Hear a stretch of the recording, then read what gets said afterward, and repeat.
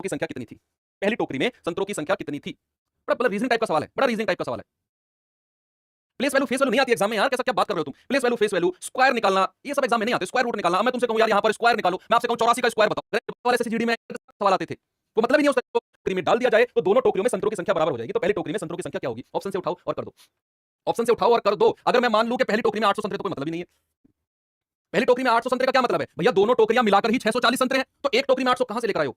कहां से लाए हो? एक टोकरी में 800 कैसे हो सकते हैं? 600 भी, 600 देख लो, 600 भी नहीं हो सकते मेरे हिसाब से, तो 600 भी नहीं हो सकते भैया। अगर आप एक टोकरी में 600 मानते हो तो दूसरी टोकरी में कितने बचेंगे? 40 संतरे बचेंगे। सवाल कह रहा है कि अगर आप पहली टोकरी का 1/5वां हिस्सा दूसरी में बचे, 600 का 1/5वां हिस्सा कितना होता है? 120। अगर आप 120 यहां दे देते हो तो कितना हो जाएगा? 160 तो यहां हो जाएगा, और यहां कितना बचेगा? यहां बचेगा आपका 480। क्या ये दोनों बराबर है? कभी नहीं है बराबर, कभी नहीं है बराबर। मतलब कि आपको 600 भी नहीं है पहली टोकरी में। फिर मैं मान के चलता हूं कि पहली टोकरी में जो संतरे हैं वो 400 हैं। अगर पहली टोकरी में 400 संतरे हैं, टोटल 640 है, तो दूसरी टोकरी में कितने बचेंगे? दूसरी टोकरी में 240 संतरे बचेंगे, 240 बचेंगे। अब उसने कहा कि पहली टोकरी में से संतरों का 1/5वां हिस्सा निकालो और दूसरी में डाल दो, तो दोनों में बराबर संख्या हो जाएगी। बच्चे 400 का 1/5वां कितना हिस्सा होता है? ये होता है 80।